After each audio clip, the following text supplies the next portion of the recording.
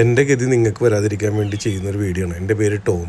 എൻ്റെ കൂടെ ഇരിക്കണ ഈ കുഞ്ഞിപ്പിക്കൊരു സാധനമില്ലേ, ഇതിനെ വീട്ടിൽ കൊണ്ടുവന്ന ടൈമിൽ കുരുത്തക്കേടോട് കുരുത്തക്കേട്.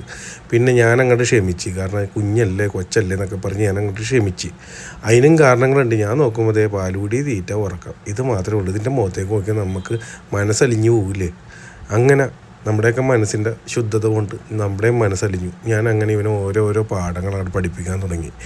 എങ്ങനെ കട്ടിലേക്ക് കയറാൻ പറ്റും, മനസ്സിലായി, നല്ല സ്ഥലങ്ങളിൽ കിടന്ന് ഉറങ്ങാൻ പറ്റും. അതൊക്കെ ഇവൻ്റെ സൂപ്പർമാനെ പോലെയാണ് കയറുന്ന ആ ടൈമിൽ. പോട്ടെ, പഠിപ്പിച്ച് ഓരോ ഘട്ടങ്ങളായിട്ട് ഓരോന്നായിട്ട് ഞാൻ പഠിപ്പിക്കാൻ തുടങ്ങി.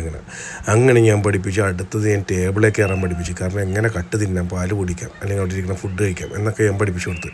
അവസാനം എന്തായി, ആശാൻ്റെ നെഞ്ചത്തൊന്നും കേട്ടിട്ടില്ല. എല്ലാം കഴിയുമ്പോൾ നമ്മൾ പഠിപ്പിക്കുമ്പോൾ മുഴുവനായിട്ട് പഠിപ്പിച്ചു കൊടുക്കരുത്, അല്ലെങ്കിൽ ഇതേ അവസ്ഥയാണ് ഇപ്പം എൻ്റെ. അപ്പോൾ ഈ ഒരു ഗതി അല്ലെങ്കിൽ ഈ ഒരു അവസ്ഥ നിങ്ങൾക്ക് ഉണ്ടാവാതിരിക്കാൻ വേണ്ടി നമ്മൾ ഇങ്ങനെയുള്ള സാധനങ്ങൾ വരുമ്പോൾ നമ്മുടെ മനസ്സൊക്കെ അലിയുമെങ്കിലും കുറച്ചൊക്കെ മുഴുവൻ ടിപ്സ് അവർക്ക് പറഞ്ഞു കൊടുക്കരുത്. 18 അടവും പഠിപ്പിച്ചു കൊടുത്തു കഴിഞ്ഞാൽ പിന്നെ അവൻ്റെ കയ്യിലിരിക്കണതൊക്കെ മേടിച്ച് നമ്മളിതേ ഇങ്ങനെ ഞാനൊന്നിനും ഇല്ലേ, ഞാൻ എന്നെ വിട്ടേക്കെന്നും പറഞ്ഞ് ഇങ്ങനെ ജീവിക്കേണ്ട അവസ്ഥ വരും. ഇങ്ങനെയാണ് നമ്മളിൽ പലരും തന്നെ ജീവിച്ചു പോകുന്നത്. അതുകൊണ്ട് തന്നെ ഒരാളെ എന്തെങ്കിലും പഠിപ്പിച്ചു കൊടുക്കുക, മുഴുവൻ അടവ് പഠിപ്പിച്ചു കൊടുക്കാതിരിക്കുക. അവൻ എന്താണെന്ന് മനസ്സിലാക്കിയിട്ട് മാത്രം പഠിപ്പിച്ചു കൊടുക്കുക. ഇല്ലെങ്കിൽ എല്ലാം എൻ്റെ ടോമിൻ്റെ ഗതി കണ്ടല്ല ഈ അവസ്ഥയായിരിക്കും നിങ്ങൾക്കും. അപ്പോൾ ശ്രദ്ധിക്കുക, അതനുസരിച്ച് പെരുമാറുക, പഠിപ്പിക്കുക. ഓക്കെ.